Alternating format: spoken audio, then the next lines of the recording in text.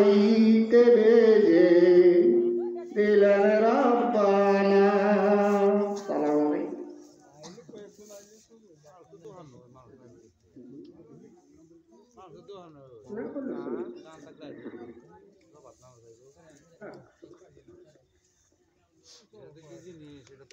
আসসালামু আলাইকুম ওয়া রাহমাতুল্লাহি ওয়া বারাকাতুহু। সম্মানিত হাজিরিন, আপনারা কেমন আছেন? আলহামদুলিল্লাহ।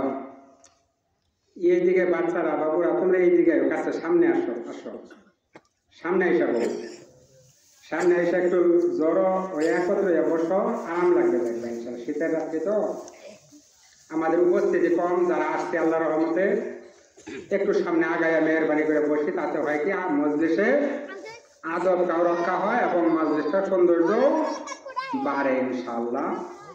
তো সেই জন্য আমরা যারা আসছি তারা একটু সুন্দরভাবে বসি এবং যারা পরে আসবে তারা যাতে পিছনে বসার সুযোগ পায়, ঠিক না? আমরা একটু আগে আগে বসি এবং পরবর্তীতে যারা আসবে তাদেরকে আসার এবং বসার সুযোগ করে দিই ইনশাআল্লাহ। আলহামদুলিল্লাহ আলহামদুলিল্লাহ নাহমাদুহু ওয়া নাস্তাঈনুহু ওয়া নাস্তাগফিরুহু ওয়া নু'মিনু বিহি ওয়া নাতাওয়াক্কালু আলাইহি ওয়া নাউযু বিল্লাহি মিন শুরুরি আনফুসিনা ওয়া মিন সাইয়্যাতি আমালিনা। মান ইয়াহদিহিল্লাহু ফালা মুদিল্লা লাহু ওয়া মান ইউদ্লিলহু ফালা হাদিয়া লাহু ওয়া নাশহাদু আন লা ইলাহা ইল্লাল্লাহু ওয়াহদাহু লা শারীকা লাহু ওয়া আশহাদু আন্না মুহাম্মাদান আবদুহু ওয়া রাসূলুহু আরসালাহু বিল হাক্কি বাশীরান ওয়া নাযীরা ওয়া দাঈয়ান ইলাল্লাহি বিইذনিহি ওয়া সিরাজাম মুনীরা। فقد قال الله تبارك وتعالى في كلامه المجيد والفرقان الحميد. أعوذ بالله من الشيطان الرجيم. بسم الله الرحمن الرحيم. يا أيها الذين آمنوا توبوا إلى الله توبة نصوحا. وقال تعالى في موضع آخر يا أيها الذين آمنوا لما تقولون ما لا تفعلون كبر مقتا عند الله أن تقولوا ما لا تفعلون. وقال رسول الله صلى الله عليه وسلم الطائب من الذنب كمن لا ذنب له أو كما قال عليه الصلاة والسلام. وقال تعالى إن الله وملائكته يصلون على النبي يا أيها الذين آمنوا صلوا عليه وسلموا تسليما. আমরা সবাই একটু মহব্বতে জিকির করি আল্লাহুম্মা সাল্লি আলা সাইয়্যিদিনা মাওলানা মুহাম্মদ ওয়া আলা আলি সাইয়্যিদিনা।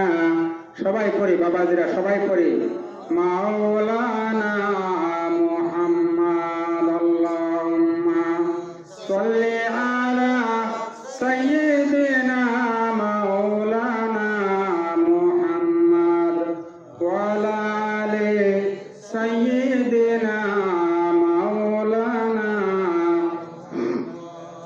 আরবের মরুভূমিতে সেটাই না আমিনার বর খোদার করুণা কাউসার হয়ে জোরসে বারংবার আল্লাহুম্মা সাল্লি আলা সাইয়্যিদিনা মাওলানা মুহাম্মদ ওয়া আলা আলি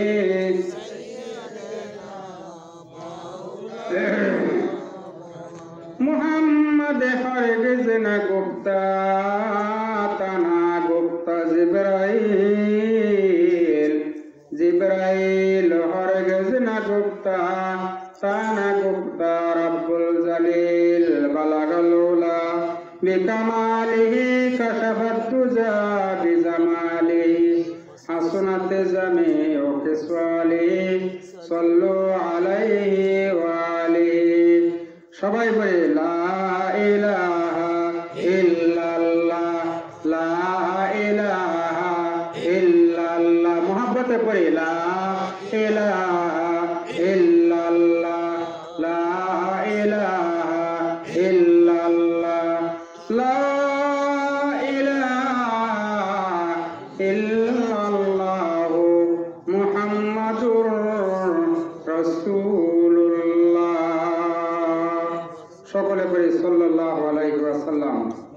মরহুম আব্দুল হামিদ এর স্মরণে দ্বিতীয় বার্ষিক ওয়াজ মাহফিল ওয়াজ ও দোয়া মাহফিল এ উপস্থিত আজকের মাহফিলের পরম শ্রদ্ধেয় সভাপতি, উপস্থিত উলামায়ে কেরাম, আমার সামনে উপবিষ্ট আমার পিতৃতুল্য মুরব্বিয়ানে কেরাম, যুবক ভাইয়েরা, কচি কাঁচা ছোট ছোট বাচ্চারা, পর্দার অন্ত আড়ালে আমার মা ও বোনেরা, পরম শ্রদ্ধা মা ও বোনেরা, সবাইকে আবার অন্তর খোলা সালাম জানাইতেছি। আসসালামু আলাইকুম ওয়া রাহমাতুল্লাহ।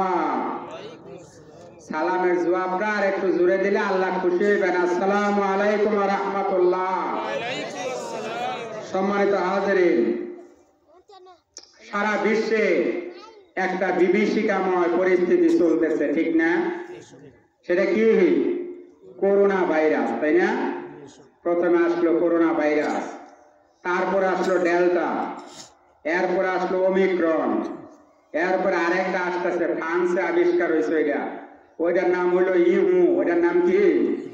ইহু নাম আবিষ্কার করছে বিজ্ঞানীরা। সম্মানিত হাজিরিন, আল্লাহ রাব্বুল আলামিন আমাদেরকে যে এখানে আসার সুযোগ দিলেন, এটা আল্লাহর কি একটা নিয়ামত না? আমরা সবাই আল্লাহর দরবারে একটু শুকরিয়া আদায় করি। সবাই বলি আলহামদুলিল্লাহ। আরো জোরে মহাব্বতে বলি আলহামদুলিল্লাহ। আল্লাহর প্রশংসা করলাম আমরা। আল্লাহ খুশি হইলেন না বেজার হইলেন? সম্মানিত হাজিরিন, আল্লাহর প্রশংসা যত মাধ্যম আছে সবচেয়ে বড় মাধ্যম হলো আলহামদুলিল্লাহ বলে আল্লাহ রাব্বুল আলামিনের শুকরিয়া আদায় করা। আবার আমরা বলি আলহামদুলিল্লাহ। সম্মানিত হাজিরিন, এলাকায় মানুষ তো আরো আছে নাকি? আপনারা এদিন আরো আছে মানুষ। প্যান্ডেল যে করছেন, প্যান্ডেল তো বললো না। ইসলামের কথা শুনতে কি ভালো লাগে না, ঠিক না? আজকে যদি এখানে একটা নাটকের একটা নাট্য মঞ্চের ব্যবস্থা করা হইতো, বলেন 10 ডজন সেনাবাহিনী, 12 প্লাটুন বিজিবি, 3 ডজন পুলিশ, এগুলি দিয়ে এলাকা নিয়ন্ত্রণ করতে পারতেন? সরকার পারতো না। যদি একটা থিয়েটারের ব্যবস্থা আজকে এখানে করা হতো। আজকে সম্মানিত হাজিরিন, কোরআন এবং হাদিসের আলোচনা যেখানে হয়, যেখানে মানুষের জান্নাতে যাওয়ার রাস্তা পরিষ্কারের আলোচনা হয়, জাহান্নাম থেকে মুক্তির ব্যবস্থার আলোচনা হয়, এইখানে আজকাল মানুষ উপস্থিত হয় না। মানুষের অন্তরগুলি হয়ে গেছে গুমরা। কি হয়ে গেছে? গুমরা। We do not feel anything. আমরা কোনো কিছু বুঝতে চাই না, ঠিক না? বোঝার চেষ্টাও করি না। বাবাজিরা, মানুষ আছে, মানুষ সবাই আছে, সবাই ঠিকই আছে, যার যে পজিশন নিয়ে ঠিক মতো আছে, ঠিক না? আজকে এখানে আসা এটা একটা ভাগ্যের ব্যাপার না বাবাজি? ভাগ্যের ব্যাপার না? কেমনে? এক সাহেব এক চাকর রওনা করছে, শুনেন খেয়াল করে। এক সাহেব আর এক চাকর। চাকর আছিল আবার একটা পীরের মুড়ি। তো সাহেব আর চাকর রওনা দিছে রাস্তা দিয়া, রাস্তার মধ্যে নামাজের সময় হয়েছে। এবার চাকর কইতেছে, স্যার মসজিদটা আমার দিকে চাইয়া রয়েছে, একটু অনুমতি দিতে নামাজটা পড়ে আসতাম। সাহেব কইতেছে, আবার কি ঝামেলা জুড়াই দিল, রওনা দিছে একটা কাজে, কি ঝামেলা জুড়াই দিল, যা তাড়াতাড়ি পড়ে চলে আসে। দৃশ্যটা লক্ষ্য করেন, মসজিদের বাইরে সাহেব, ভিতরে চাকর। আল্লাহ বলেন চাকর হলে কি হবে, আমার মসজিদের দরজা তার জন্য খোলা। সাহেব হলে কি হবে, আমার মসজিদের দরজা তার জন্য খোলা না। জোরে কোন সুবহানাল্লাহ। এবার সাহেব এই কথা বলার পরে চাকর কইতেছে, তামুরুনা বিল মারুফি ওয়া তানহাউনা আনিল মুনকার। স্যার নামাজ আপনি পড়েন না পড়েন, আমার একটু অনুমতি দেন, আমি নামাজটা পড়ে আসি। সাহেব কয়ে, যা তাড়াতাড়ি পড়ে আসিস, কেমন? এবার সাহেব দাঁড়াই দিছে বাইরে, চাকর মসজিদে নামাজ পড়ে বৈশা বৈশা আল্লাহর জিকির করতেছে, সুবহানাল্লাহ, আলহামদুলিল্লাহ, লা ইলাহা ইল্লাল্লাহ। বাবাজি, আমরা এই জিকির করি না, নামাজের পরে তাসবিহ করি না? সে আসলে একটা পীরের মুরিদ, পীর সাহেব তাকে শিখাই দিছে, নামাজের পরে 3টা তাসবিহ পড়ে বাইরেও, কেমন? এবার সাহেব দাঁড়াই রয়েছে বাইরে না গেইটা। এবার জানালা দিয়ে উকি মেরে দেখে বইয়া বই আঙ্গুলের কর গুনতাছে। সাহেব কইতেছে, সর্বনাশ, এতদিন যে বিভিন্ন সময় রাস্তা বাজার টাজার করবার লেগে টাকা দিয়ে পাঠাইছিলাম, কত টাকা মারছে, বৈশা বৈশা নিরালা হিসাব করতেছে মসজিদের মধ্যে। চিন্তা করছেন? এই জন্য আরবিতে একটা কথা আছে, আমরা পড়াই ছাত্রদেরকে, আল মারউ ইয়াকিসু আলা নাফসি, যে যেমন তার আন্দাজ চাও তেমন। চোর মনে করে তাম পৃথিবীর সমস্ত মানুষ চোর, নামাজি ব্যক্তি মনে করে তাম পৃথিবীর সমস্ত মানুষ নামাজি। বাবাজি কথা ঠিক না বেটি? নামাজি ব্যক্তি ধারণা এইরকমই। আশরাফ আলী থানভী রহমাতুল্লাহ আলাইহি, হাকিমুল উম্মত যার উপাধি, তিনি একদিন তাহাজ্জুদের নামাজ পড়ার লেগে ওইটা পুকুরের এক পাশ দিয়ে ওযু করতেছেন। ইন দা মেন টাইমে একই সময়ে একজন চোর চুরি করবার লেগে পুকুরের আরেক পাশ দিয়ে গোসল করতেছে।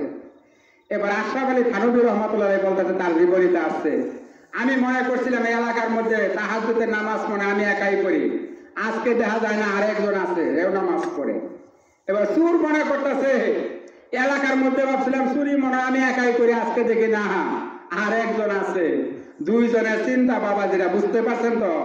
সুতরাং আল মারউ ইয়াকিসু আলা নাফসি, যে যেমন তার আন্দাজটাও ঠিক তেমন।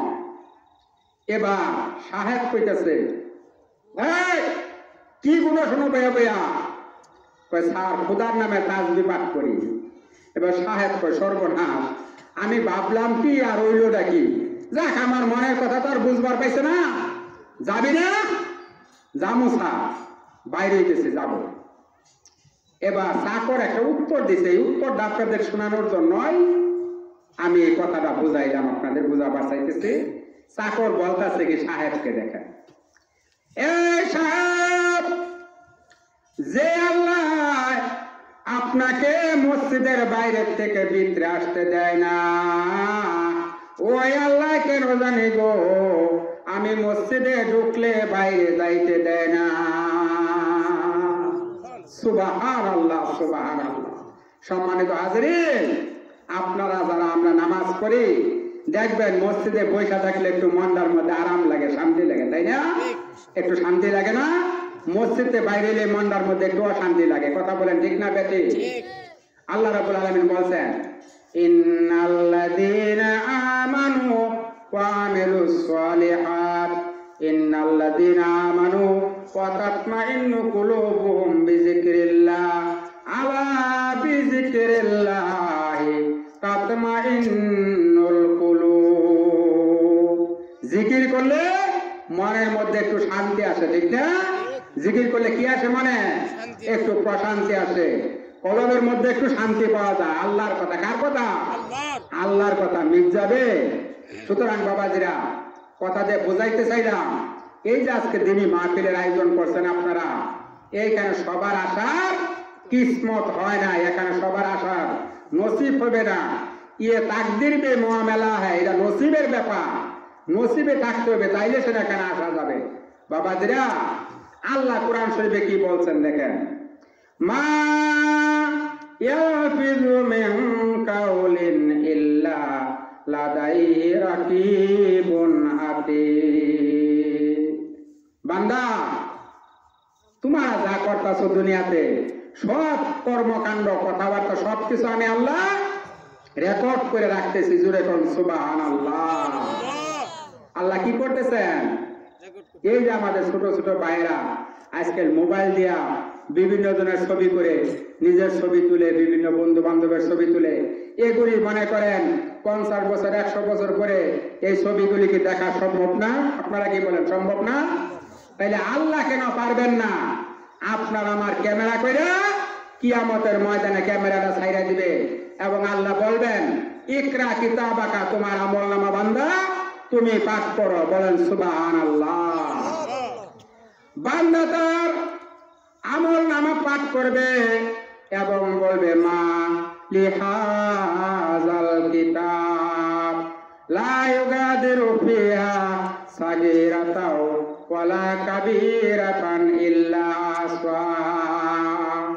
দুইজন রাইটার আমাদের দুই কাঁধে আল্লাহ সেট করে রাখছেন। কি করছেন? Allah set to writers on our soldier. আমাদের এই সোলজারের মধ্যে দুইজন সম্মানিত রাইটার ফিট করে রাখছেন। তারা কি করতেছে? আমার এবং আপনার আমল নামাগুলি ক্যামেরা করতেছে। বাবাজিরা, ক্যামেরা করতেছে। আমরা যা করতেছি দুনিয়া, যা বলতেছি সবকিছু ক্যামেরা হয়ে যাইতেছে। জুড়ে কোন সুবহানাল্লাহ। ফেরেশতার নাম কি বাবাজি বলেন তো দেখি? দুই কাঁধে যে দুই ফেরেশতার নাম কি মনে নাই? একজনে বলছে আমাদের সভাপতি সাহেব, কেরামুন কাতিবিন। আসলে বাবাজিরা, ফেরেশতার নাম কিন্তু আসলে কেরামুন কাতিবিন না। কিরামান শব্দের অর্থ আরবিতে সম্মানিত। অর্থ কি? সম্মানিত। আর কাতিবিন মানে দুইজন রাইটার। কাতিবিন তাসনিয়া, এটা প্লুরাল নাম্বার ইংরেজিতে। এটাকে দ্বিবচন বলা হয়েছে। দুইজন সম্মানিত রাইটার। ফেরেশতার নাম কেরামুন কাতিবিন না, ফেরেশতা দুইজন সম্মানিত রাইটার। কিরামান কাতিবিনা ইয়ালামুনা মা তাফআলুন।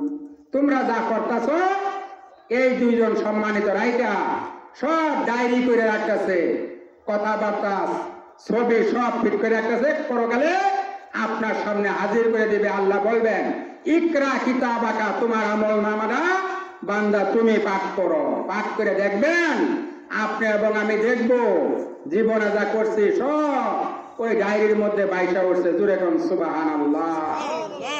অস্বীকার করার জো আছে? আজকে তো আমরা দুনিয়াতে একটা না একটা কাজ করে আমরা কি করি? আমরা কি করি বাবাজিরা? অস্বীকার করে ফেলি, অনেক সময় ডিনাই করি, ঠিক না? কিন্তু আল্লাহর দেওয়া আমলনামা যখন আপনার সামনে আসবে, আপনি আমি অস্বীকার করব কি করে? অস্বীকার করার জো আছে? মালি হাযাল কিতাব, আপনি আমি বলবো, আল্লাহ এটা কেমন এক কিতাব দিলা, লা ইউগাদিরু ফিহা সাগীরাতাও ওয়ালা কাবীরাতান ইল্লা আহসাহা। জীবনে ছোট বড় যা কিছু করেছি সবকিছুই আজকে ডায়েরিতে হাজির হয়ে গেছে। সুবহানাল্লাহ বলি, সুবহানাল্লাহ। সুতরাং বাবাজি, আপনার আমলনামা আপনাকেই পাঠ করতে হবে। আল্লাহ তখন বলবে, বান্দা তোমার আমলনামা তুমি পাঠ করে তোমার ব্যবস্থাটা তুমিই করো। আজকে আমরা যখন পাঠ করবো আমলনামা, যখন আমরা দেখবো এইখানে এই যে আব্দুল হামিদ সাহেবের স্মরণে একটা দিনী মাহফিলে বসছিলাম আমরা, আল্লাহর কাছে আমরা বলতে পারবো, আল্লাহ আমরা একটা দিনী মাহফিলে বসছিলাম, ওই যে আব্দুল হামিদ সাহেবের স্মরণে একটা ওয়াজ মাহফিল, দোয়া মাহফিল হয়েছিল, ওইখানে বসছিলাম। জীবনে যত পাপ করছি আল্লাহ তুমি মাফ করিয়া ওই মাহফিলের উসিলা করে আমাদেরকে মাফ করে দাও। আল্লাহ রাব্বুল আলামিন বলবেন, যা তোমাদের সবাইকে আমি আল্লাহ মাফ করে দিলাম। জুড়ে কোন সুবহানাল্লাহ। Allah all in all, super power. Allah কি? All in all, super power Allah. Allah যাকে ইচ্ছা করবেন তাকে ক্ষমা করে দিতে পারবেন। জোরে কোন সুবহানাল্লাহ। আল্লাহর এই ক্ষমতা আছে না নাই? আছে। আমরা যে জিকির করি, একটু জিকির করি লা ইলাহা ইল্লাল্লাহ, সবাই একটু জিকির করি লা ইলাহা ইল্লাল্লাহ, লা ইলাহা, সবাই মহব্বতে পড়ি লা ইলাহা। এইখানের আওয়াজ যাতে বাইরে যায়, মানুষ যাতে বুঝে যে না এখানে লোকজন গেছে, আমিও যাই, আমি ঢুকবো কেন। একটু জোরে জোরে আমরা পড়ি লা ইলাহা লা ইলাহা লা ইলাহা।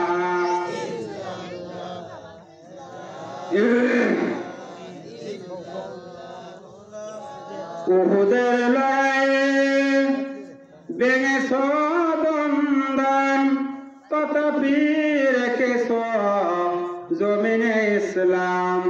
ভুলে গেছি মোরা তোমার বিধান, নামেতে শুধু মোরা মুসলমান। লা ইলাহা ইল্লাল্লাহ, লা ইলাহা ইল্লাল্লাহ, লা ইলাহা লা ইলাহা লা ইলাহা ইল্লাল্লাহ মুহাম্মাদুর রাসূলুল্লাহ সাল্লাল্লাহু আলাইহি সাল্লাম। সম্মানিত হাজিরিন, আল্লাহ আমাদেরকে শ্রেষ্ঠ নবীর উম্মত হিসেবে পাঠাইছেন, ঠিক না? আমাদের নবীর নাম কি? জনাবে মুহাম্মাদুর রাসূলুল্লাহ সাল্লাল্লাহু আলাইহি সাল্লাম। শ্রেষ্ঠ নবীর শ্রেষ্ঠ উম্মত করে পাঠাইছেন। জোরে কোন সুবহানাল্লাহ। কুনতুম খায়রা উম্মাতিন উখরিজাত লিন-নাস তা'মুরুনা বিল মা'রুফি ওয়া তানহাউনা আনিল মুনকারি ওয়া তু'মিনুনা বিল্লাহ। তোমরাই হইলে শ্রেষ্ঠ জাতি। কারা? আল্লাহ কাদেরকে বলছেন? আমাদেরকে। তোমরা হইলে শ্রেষ্ঠ জাতি। তোমাদের দুইটা দায়িত্ব দিয়ে আমি দুনিয়ায় পাঠাইলাম আল্লাহ। একটা দায়িত্ব কি? সৎ কাজের আদেশ করবা আর খারাপ কাজ থেকে মানুষকে বিরত রাখবা। কথা ঠিক না বেঠি? আল্লাহর কথা। আর আমি আল্লাহর প্রতি বিশ্বাস করবা, ঈমান আনবা। সম্মানিত হাজিরিন, আজকাল সৎ কাজের আদেশ দিবার গেলে, অসৎ কাজের নিষেধ করবার গেলে জায়গা কই কোন তো দেখি? জায়গা কই? ওই থানা। কথা বলেন ঠিক না বেঠি? অন্যায় কাজের প্রতিবাদ করার আমাদের সুযোগ নাই। আল্লাহ রাসূল হাদিস শরীফে আসছে, আবি সাঈদ আল-খুদরি রাদিয়াল্লাহু তাআলা আনহু কালা রাসূলুল্লাহ সাল্লাল্লাহু আলাইহি সাল্লাম মা মিনকুম মুনকারান মান রাআ মিনকুম মুনকারান ফালিয়ুগাইয়ির বিয়াদিহি ফাইন লাম ইয়াস্তাতি ফাবি লিসানিহি ফাইন লাম ইয়াস্তাতি ফাবি কালবিহি যালিকা আযআফুল ঈমান। আবু সাঈদ খুদরি রাদিয়াল্লাহু তাআলা হাদিস রওয়ায়াত করতেছেন। তিনি বলতেছেন, আল্লাহ রাসূল বলছেন, তোমাদের মধ্যে কেউ যদি কোন খারাপ কাজ হইতে থাকে, সেই জন্য তা হাত দিয়া শক্তি দিয়া প্রতিহত করে। কি দিয়া? কি দিয়া বলেন বাবাজিরা? আমার কথা জবাব দেন। বুঝতেছেন কথা আমার? আপনারা কথা বুঝতেছেন আমার? একটু সঠিক করে বলেন, বুঝতেছেন নাকি বুঝেন না? বলেন আপনারা। আমি তো মুক্তাগাছার মানুষ, তো দূরের না। আপনারা গরিবপুরে, পাশাপাশি থানায় তো আমাদের একই জেলা। আমার কথা তো বুঝার কথা আপনাদের। আল্লাহ রাসূল বলছেন, তোমরা যদি তোমাদের সামনে কোনো খারাপ কাজ হয়, শক্তি দিয়া প্রতিহত করবা। আজকে বাবা যে কোনো খারাপ কাজে শক্তি দিয়া প্রতিহত করবার গেলে ওই যে দুই হাতে কয়রা পড়ে চলো। কথা বলেন ঠিক না বেঠি?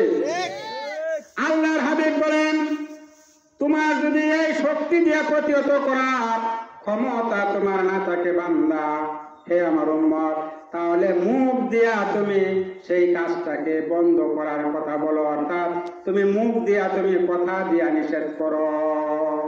এই শক্তি যদি তুমি মনে করো কথা দিয়ে যদি প্রতিবাদ করতে যাই, তাহলে আমার উপর বালা মুসিবত বিপদ আপদ আসতে পারে।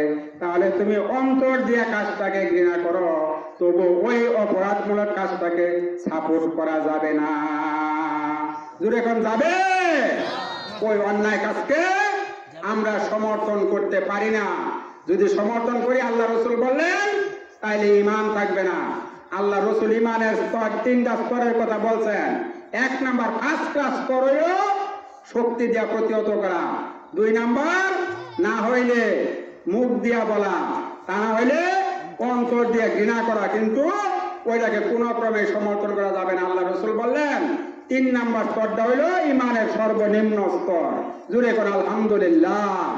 আমরা কি খারাপ কাজের সমর্থন করব জীবনে? ইনশাআল্লাহ যতদিন বেঁচে থাকবো খারাপ কাজের কোনোদিন সমর্থন আমরা করতে যাব না ইনশাআল্লাহ। সম্মানিত হাজিরে, আমি যে আয়াত করছিলাম ওই আয়াতের মধ্যে চলে যায়, তখন ভূমিকায় কিছু কথা বললাম। আয়াতটা পড়ছিলাম, ইয়া আইয়ুহাল্লাযীনা আমানু তুবু ইলাল্লাহি তাওবাতান নাসুহা। হে ইমানদারেরা, অপরাধ করছো, আমি আল্লাহর কাছে খালেস দিলে তওবা করো, আমি আল্লাহ তোমাদের সমস্ত গুনাহ মাফ করে দেব। জোরে কোন সুবহানাল্লাহ। আল্লাহর কাছে খালেস দিলে তওবা করলে আল্লাহ কি করবেন? আমাদের সমস্ত গুনাহ মাফ করে দিবেন। সুবহানাল্লাহ, সুবহানাল্লাহ। মালিক ইবনে দিনার রাহমাতুল্লাহ আলাইহি আল্লাহর একজন ওলি ছিলেন, তার জীবনীটা আসছে, শুনেন খেয়াল করে। মালিক ইবনে দিনার রাহমাতুল্লাহ আলাইহি আল্লাহর ওলি তাজকিরাতুল আউলিয়া কিতাবের মধ্যে এই ঘটনাটা বর্ণিত আছে। এই মালিক ইবনে দিনার রাহমাতুল্লাহ আলাইহি প্রথম জীবনে মদ খাইতেন। মদ সবে বরাতে রাত হইছে, মদ খাইয়া টা লইয়া শুয়া রইছে। মালিক ইবনে দিনার মদ খাইয়া, মানে মদ খাইলে কি হয়, টা লইয়া শুয়া থাকে না? মালিক ইবনে দিনার মদ খাইয়া টা লইয়া শুয়া রইছে। এবার মালিক ইবনে দিনার ঘুমের মধ্যে স্বপ্ন দেখতেছে কিয়ামতের ময়দান কায়েম হয়ে গেছে, কিয়ামতের মাঠ কায়েম হয়ে গেছে। আর সে অস্থির অবস্থায় দৌড়াইতেছে, তার পিছনে একটা আজদাহা সাপ, বিরাট বড় একটা সাপ মালিক ইবনে দিনারকে দৌড়াইতেছে। এবার মালিক ইবনে দিনার রাহমাতুল্লাহ আলাইহি ওই সাপের দৌড়ানি খায়া, ওই সাপের দৌড়ানি দেখা তিনি দূরে দৌড় দিচ্ছেন, কিন্তু যতই সামনে আগাইতে চান আগাইতে পারতেছেন না। স্বপ্নে দেখতেছেন, দেখেন না বাবাজিরা, আমরা স্বপ্নে দেখি না? স্বপ্নে যতই দৌড়ে আগা বাঁচাই, আমরা দেখি কি আগান পাই না, আমরা যেন আরো পিছাইতেছি, এরকম মনে হয় না? মালিক ইবনে দিনার রাহমাতুল্লাহ আলাইহি দেখলেন সাপ তাকে দৌড়াইতেছে, বিরাট বড় সাপ। আর কিছুক্ষণ পরে সামনে একটা মুরব্বী মানুষ পড়ছে, একটা বয়স্ক মানুষ। মালিক ইবনে দিনার বলতেছে, বাবাজি ওই যে দেখেন একটা সাপ আমাকে দৌড়াইতেছে, আপনি সাপের চন্ডাল থেকে আমাকে একটু রক্ষা করুন। এবার মালিক ইবনে দিনার যখন ওই বৃদ্ধ লোকটাকে বলছে সাহায্য করার জন্য, মালিক ইবনে দিনারকে ওই বৃদ্ধ লোকটা বলতেছে, বাবা আমার তো সাহায্য করার মতো তোমাকে কোনো শক্তি নাই, আমি মাজুর হয়ে গেছি, দুর্বল হয়ে গেছি, তোমাকে সাহায্য করতে পারি না। এই কথা শোনার সঙ্গে সঙ্গে মালিক ইবনে দিনার একটা পাহাড়ের উপরে চলে গেছেন, একটা পাহাড়ের উপরে গিয়া স্থান নিছেন। দেখলেন সেখানে অনেকগুলি বালাখানা। ওইখান থেকে তার ছোট্টকালে একটা মেয়ে ছিল, মেয়েটা মারা গিয়েছিল। বাবাজিরা খেয়াল করে শুনেন, ওই মালিক ইবনে দিনার রাহমাতুল্লাহ আলাইহি একটা ছোট্ট মেয়ে ছোট্টকালে মারা গিয়েছিল, নাবালেগ অবস্থায়। তিনি যখন পাহাড়ে চূড়ায় উঠে চিৎকার করেন, ওই নাবালেগ মেয়েটা মালিক ইবনে দিনারের কোলে আইসা বাপকে জড়ায় ধরছে, বলতেছে, বাবা তুমি এখানে কেন? এত এই গভীর রাতে তুমি এখানে কেন? তুমি চিৎকার করতেছো কেন? মালিক ইবনে দিনার বললেন, মা তুমি না ছোট্টকালে মরে গিয়েছিলে, আবার তুমি কোথায় থেকে আসলে? এই মালিক ইবনে দিনারের মেয়ে বলতেছে, বাবা ওই যে দেখো কতগুলি বালাখানা, যে সকল ছোট্ট ছোট্ট বাচ্চারা নাবালেগ অবস্থায় মারা যাবে, এরা এই সমস্ত বালাখানার মধ্যে এসে আশ্রয় নিবে। জোরে কোন সুবহানাল্লাহ। আর এই সমস্ত বালাখানার মধ্যে আল্লাহর খলিল ইব্রাহিম আলাইহিস সালাম এই সমস্ত বালক বালিকাদেরকে নিয়ে খেলা করেন এবং কোরআন শরীফের তালিম দেন। সুবহানাল্লাহ। বাবা আমি তোমার ওই মেয়ে, বাবা আমি তোমার কাছে চলে আসছি, তুমি কেন কাঁদতেছো? এবার বাবা মালিক ইবনে দিনার বলতেছেন, মা ওই যে আমাকে একটা সাপ দৌড়াইতেছে। মেয়েটা কুলে ওঠার সঙ্গে সঙ্গে সাপটা দৌড়ানি বন্ধ হয়ে সাপটা থেমে গেছে। এবার মালিক ইবনে দিনার বললেন, মা তুমি এবার বলো, তুমি তো ছোট্টকালে মরে গিয়েছিলা, ওই যে সাপটাই আমাকে দৌড়াইলো, এই সাপটা কি জিনিস? আর এই যে বৃদ্ধ মানুষটার কাছে সাহায্য চাইলাম, এই বৃদ্ধ লোকটাকে। এবার মেয়েটা বলতেছে, বাবা তোমাকে যে সাপটায় দৌড়াইতেছিল, এই সাপটা ছিল তোমার নেক বদ আমল জীবনের। তুমি এই জীবনে অপরাধগুলি করছো, এই অপরাধগুলি আজকে বিরাট বড় সাপ হইয়া তোমাকে দৌড়াইতেছে। আর তুমি যে বৃদ্ধ লোকটা দেখলা, এই বৃদ্ধ লোকটা হইলো তোমার নেক আমল। তোমার নেক আমল তোমার বদ আমলের চাইতে অনেক দুর্বল, সেজন্য তোমাকে ওই বৃদ্ধ মানুষটা সাহায্য করতে পারে নাই। এমন সময় মালিক ইবনে দিনার রাহমাতুল্লাহ আলাইহি ঘুম ভেঙে যায়। ঘুম থেকে উঠা তিনি সঙ্গে সঙ্গে দেখলেন সবে বরাতের রাত শেষ হয় নাই। তিনি গোসল করে মসজিদে গিয়ে সিজদায় পড়ে আল্লাহ রাব্বুল আলামিনের কাছে বললেন, আল্লাহ জীবনে যত পাপ করেছি আর জিন্দেগিতে কোনোদিন পাপ করব না, তুমি আমাকে মাফ করে দাও। আল্লাহ রাব্বুল আলামিন মালিক ইবনে দিনারকে মাফ করে দিলেন। সঙ্গে সঙ্গে তিনি পরবর্তী জীবনে বিরাট বড় একজন আল্লাহর ওলি হিসেবে পরিচিত হয়ে গেলেন। সুবহানাল্লাহ, সুবহানাল্লাহ। বাবাজিরা, পাপ থেকে তওবা করলে আল্লাহ ক্ষমা করতে পারেন কি পারেন না? আরো জোরে বলেন, পারেন কি পারেন না? অবশ্যই আল্লাহ আপনার আমার জীবনের সব গুনাহ মাফ করে দিতে পারেন যদি আমরা ওই যে আয়াতটা পড়ছিলাম, ইয়া আইয়ুহাল্লাযীনা আমানু তুবু ইলাল্লাহি তাওবাতান নাসুহা। সঠিকভাবে খালেস দিলে যদি আমরা তওবা করতে পারি, আল্লাহ আমাদের তওবা কবুল করে নেবেন। জোরে কোন সুবহানাল্লাহ। একটু জিকির করি বাবাজিরা, লা ইলাহা ইল্লাল্লাহ, লা ইলাহা, লা ইলাহা। এই যে বাবারা সবাই পড়ো, লা ইলাহা, লা ইলাহা, লা ইলাহা। কোথায় আছেন প্রাণের রাসূল আমাদের সারিয়া, আপনি সারা কি লাভ হবে আমরা দরায় বাসিয়া। লা ইলাহা, লা ইলাহা, লা ইলাহা, লা ইলাহা ইল্লাল্লাহু মুহাম্মাদুর রাসূলুল্লাহ। সম্মানিত হাজিরিন, আজকের এই সভা যা স্মরণে অনুষ্ঠিত হচ্ছে, উনি তো এই দুনিয়ায় আমাদের মতো একজন এক সময় জীবিত ছিলেন, ঠিক না? এরকম ওয়াজ মাহফিল তিনিও শুনছেন, ঠিক না বেঠি?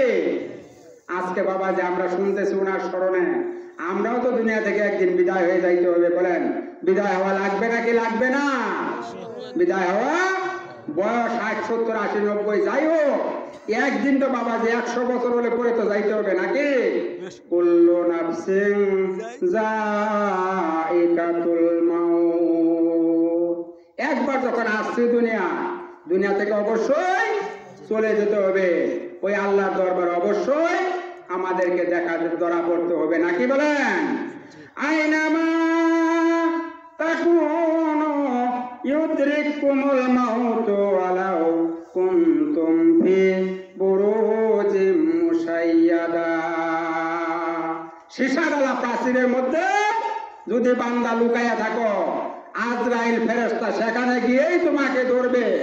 মরণ থেকে যতই পালাও, মরণ তোমায় লইবে গিরি। যদিও সুদূর আকাশ পানে লুকাও সেথায় লাগিয়ে সিঁড়ি, যদিও সুদূর আকাশ পানে লুকাও সেথায় লাগিয়ে সিঁড়ি। কথা ঠিক না বেঠিক বাবাজিরা? এই দুনিয়া ছাড়া লাগবে নাকি লাগবে না? ন্যাক আমল করে যাওয়া লাগবে নাকি লাগবে না? নাকি ন্যাক আমল কবরে যে করা যাবে? ন্যাক আমল করার জায়গা কোথায়? এই দুনিয়া, ঠিক না? সম্মানিত হাজিরিন, দুই সাহাবী, সালাবাতুল আনসারী রাদিয়াল্লাহু তাআলা একজন মদিনার আনসারী সাহাবী, আরেকজন সাঈদ ইবনে আব্দুর রহমান মক্কা থেকে মদিনায় হিজরত করে গেছেন। এবার এই দুই সাহাবীর মধ্যে অত্যন্ত সুন্দর বন্ধুত্ব ছিল। মালিক ইবনে সাইদ ইবনে আব্দুর রহমান এবং সালাবাতুল আনসারী। এবার আল্লাহ রসুলের জীবনে যুদ্ধ শুরু হয়ে গেছে, যুদ্ধের দামামা বেজে উঠছে। সালাবাতুল আনসারী এবং সাইদ ইবনে আব্দুর রহমান পরামর্শ করতেছে যুদ্ধে যাব নাকি সন্তানাদের হেফাজত করব। এবার দুই সাহাবী পরামর্শ করে সালাবাতুল আনসারীকে বলল, আবু সাইদ ইবনে আব্দুর রহমান, সালাবাতুল আনসারী, আমি যুদ্ধে যাই, তুমি আমার সন্তান ফ্যামিলি আমার পরিবার বর্গকে তোমার কাছে আমানত রেখে গেলাম। এবার দুই সাহাবীর মধ্যে একজন যুদ্ধে চলে গেলেন। এবার সালাবাতুল আনসারী ওই সাইদ ইবনে আব্দুর রহমান এই সাহাবী ফ্যামিলির সংরক্ষণকারী হয়ে গেলেন, অর্থাৎ তত্ত্বাবধায়ক কেয়ারটেকার হইলেন। হইয়া সালাবাতুল আনসারী তাদেরকে দেখাশোনা করতেছে। এবার শয়তান দিতেছে প্ররোচনা সালাবাতুল আনসারীকে। কিভাবে? সালাবা সাইদ ইবনে আব্দুর রহমানের স্ত্রী অনেক সুন্দরী, তুমি তার কাছে যাও, তুমি তার কাছে যাও, ইয়া তুমি তোমার মনের ইচ্ছা পূর্ণ করো। এবার সালাবাতুল আনসারী রাদিয়াল্লাহু তাআলা আনহু পর্দা ভেদ করে সাইদ ইবনে আব্দুর রহমানের স্ত্রীর কাছে চলে গেলেন। এবার স্ত্রী বলতেছে, সালাবা, তোমার ভাই তোমার কাছে আমাকে আমানত রেখে গেছে, তুমি আমানতের খেয়ানত করিও না। সালাবা, তুমি ওই আল্লাহকে স্মরণ করো যে আল্লাহ তোমাকে বানাইছেন, আমাকে বানাইছেন। একদিন ওই আল্লাহর দরবারে তোমাকে আমাকে হাজির দিতে হবে, ওই আল্লাহকে ভয় করো। এই কথা শোনার সঙ্গে সঙ্গে সালাবাতুল আনসারী রাদিয়াল্লাহু তাআলা আনহু ওইখান থেকে চলে আসলেন। চলে এসে একটা পাহাড়ের গুহায় যায়, পাহাড়ের উপরে উঠলেন। ওইটা সিজদায় পড়ে বলেন, আল্লাহ, আমি কি কাজ করলাম, আমি কি কাজ করলাম, এই কাজটা আমার দ্বারা সম্ভব না। সাইদ ইবনে আব্দুর রহমান আমার কাছে তার স্ত্রীকে সন্তানকে আমানত রেখে গিয়েছিল, আমি কেন তার স্ত্রীর কাছে গিয়ে পর্দার হক নষ্ট করলাম, কেন আমি তার হক অধিকার নষ্ট করলাম। এই কথা বলে সালাবাতুল আনসারী রাদিয়াল্লাহু তাআলা আনহু সিজদায় পড়ে কাঁদতেছেন। এবার সাইদ ইবনে আব্দুর রহমান রাদিয়াল্লাহু তাআলা আনহু যুদ্ধের ময়দান থেকে চলে আসছেন। আয়েশা দেখে সালাবা বাড়িতে নাই। স্ত্রীকে জিজ্ঞেস করে, সালাবা কোথায়? বলে, সালাবা চলে গেছে। সাইদ ইবনে আব্দুর রহমান খুঁজতে খুঁজতে খুঁজতে খুঁজতে গিয়া দেখে একটা পাহাড়ের উপরে সালাবা সিজদায় পড়ে কাঁদতেছে। জোরে কোন সুবহানাল্লাহ। এবার সাইদ ইবনে আব্দুর রহমান সালাবাকে বলেন, সালাবা, সিজদা থেকে মাথা তুলো। এবার সালাবা সিজদা থেকে মাথা তুলে না। এই ঘটনা যে ঘটছে এইটাও তো বলতে পারে না। কথা বলেন ঠিক না বেটি? এবার সাইদ ইবনে আব্দুর রহমান বললেন, সালাবা, সিজদা থেকে মাথা তুলো। সিজদা থেকে মাথা তুলছে। বললো, আমি অপরাধী হয়ে গেছি ভাই, তোমার আমানত আমি ঠিক মতো রক্ষা করতে পারিনি, আমি অপরাধী হয়ে গেছি। আমার দুই হাতের মধ্যে কয়রা পরাইয়া আবু বকর রাদিয়াল্লাহু তাআলা আনহুর দরবারে নিয়ে যাও। আবু বকর বলে, যদি আমাকে আল্লাহ ক্ষমা করেন। আবু বকর কি বলে? এবার এই দুই সাহাবী আবু বকর রাদিয়াল্লাহু তাআলা আনহুর কাছে হাজির হইলেন। আবু বকর রাদিয়াল্লাহু বললেন, সালাবা, আল্লাহ তোমাকে ক্ষমা করবেন কি করবেন না এই কথা আমি বলতে পারবো না, সুতরাং তুমি এখান থেকে চলে যাও। চলে গেল হযরত ওমর রাদিয়াল্লাহু তাআলা আনহুর কাছে। এবার হযরত ওমর রাদিয়াল্লাহু তাআলা বলেন, সালাবা, তুমি যে কাজ করছো আল্লাহ রাব্বুল আলামিন তোমাকে এই অপরাধ থেকে মাফ করবেন কি করবেন না আমি বলতে পারবো না, এখান থেকে চলে যাও। চলে গেলেন হযরত আলী রাদিয়াল্লাহু তাআলা আনহুর বাড়িতে। আলী রাদিয়াল্লাহু তাআলা আনহু একই কথা বললেন। এবার সালাবা বলল, আমাকে নিয়ে যাও রাহমাতুল আলামিন বিশ্ব নবী জনাবে মুহাম্মদুর রাসূলুল্লাহ সাল্লাল্লাহু আলাইহি সাল্লামের দরবারে। এবার সাইদ ইবনে আব্দুর রহমান সালাবাকে নিয়ে নবীর কাছে গেলেন। নবীর সমস্ত ঘটনা শোনার পর বললেন, সালাবা, তোমাকে আল্লাহ মাফ করবেন কি করবেন না আমি বলতে পারবো না, সুতরাং তুমি চলে যাও। এই কথা শোনার সঙ্গে সঙ্গে সাহাবা বাড়িতে চলে গেলেন। বাড়িতে গেলে তার মেয়ে খানসামা, এই মেয়েটা বলতেছে, বাবা, তোমার উপরে যখন আল্লাহ রসুল সন্তুষ্ট না, আবু বকর সন্তুষ্ট না, ওমর সন্তুষ্ট না, আলী সন্তুষ্ট না, তুমি যতক্ষণ পর্যন্ত তাদের সন্তুষ্টি অর্জন করতে না পারবা ততক্ষণ পর্যন্ত আমি তোমাকে বাবা বলে স্বীকার করব না। এই কথা শোনার সঙ্গে সঙ্গে সালাবা বাড়ি থেকে চলে গেলেন। চলে একটা পাহাড়ের গুহায় গিয়া চিৎকার করতেছেন, রাতের বেলা কান্নাকাটি করতেছেন সেজদার মধ্যে পড়িয়া।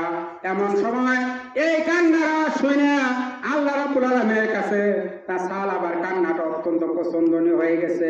সঙ্গে সঙ্গে জিবরাইল আলাইহিস সালামকে আল্লাহ রাব্বুল আলামিন হযরত মুহাম্মদুর রাসূলুল্লাহ সাল্লাল্লাহু আলাইহি ওয়াসাল্লামের কাছে পাঠাইছেন।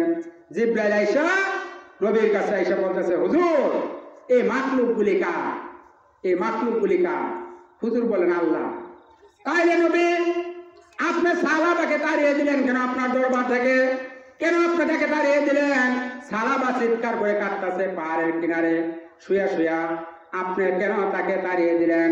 আল্লাহ রাব্বুল আলামিন আপনাকে সালাম জানিয়েছেন এবং সাহাবার জীবনের সমস্ত গুনাহ খাতা মাফ করে দিয়েছেন। জুরে কোন সুবহানাল্লাহ। এবার বিশ্বনবী মুহাম্মদ রাসূলুল্লাহ সাল্লাল্লাহু আলাইহি সাল্লাম সাহাবীদেরকে ডেকে বলেন, সাহাবীরা আমার সাহাবা কোথায়? তাকে ডেকে নিয়ে আসো। আবু বকর রাদিয়াল্লাহু আনহু বললেন, হুজুর আমি যাই। ওমর রাদিয়াল্লাহু তাআলা বললেন, হুজুর আমি যাই। আলী রাদিয়াল্লাহু তাআলা বললেন, হুজুর আমি যাই। এবার সালমান ফারসি রাদিয়াল্লাহু তাআলা বয়োজ্যেষ্ঠ সাহাবী, সিনিয়র সাহাবী, তিনি বললেন, হুজুর আমিও সাথে যাই। চারজন সাহাবী রাতের বেলা ওই পাহাড়ের কিনারে যায়া দেখতেছে কতগুলি মানুষ দেখা যায়। মানুষদেরকে জিজ্ঞেস করলেন, এখানে সাহাবা নামে কোনো মানুষকে দেখছো নি? লোকজন বললো, না আমরা সাহাবাকে চিনি না। তবে আপনাদেরকে বলি, একটা মানুষ রাত হলে ওই পাহাড়ের মধ্যে আল্লাহর দরবারে সেজদায় পড়ে কাঁদে। ওই লোকটাকে আপনারা মেহেরবানি করে ওই পাহাড়ের গুহার থেকে বের করে নিয়ে যান। সুবহানাল্লাহ, সুবহানাল্লাহ। আবু বকর রাদিয়াল্লাহু তাআলা পাহাড়ের কিনারে দাঁড়ায়া ডাক দিয়েছে রাতের বেলা। সাহাবা বলতেছে, আবু বকর আসছেন নাকি? আবু বকর রাদিয়াল্লাহু বললেন, রাতের অন্ধকারে কিছুই চিনা যায় না, তুমি কে? বললো, আমি সালাবাতুল আনসারী। আবু বকর রাদিয়াল্লাহু বললেন, আমি আবু বকর, আমার সাথে ওমর, আলী এবং বয়োজ্যেষ্ঠ সাহাবী সালমান ফারসি রাদিয়াল্লাহু তাআলা আসছে। এবার ওই সালাবাতুল আনসারী বলতেছে, আবু বকর তোমার কাছে গিয়েছিলাম, তুমি তোমার বাড়ি থেকে আমাকে বিদায় করে দিয়েছিলা। উমর তোমার বাড়িতে গিয়েছিলাম, তুমিও বিদায় করে দিয়েছিলা। আলী আপনিও বিদায় করে দিয়েছিলেন। এইভাবে আল্লাহ রসুলের দরবারে গিয়েছিলাম, আল্লাহর হাবিব আমাকে বিদায় করে দিয়েছিলেন। এবার চারজন সাহাবীর সঙ্গে সাহাবা রসুলের সালাম পেয়ে রসুলের দরবারে এসে হাজির হয়ে যায়। জুরে কোন সুবহানাল্লাহ।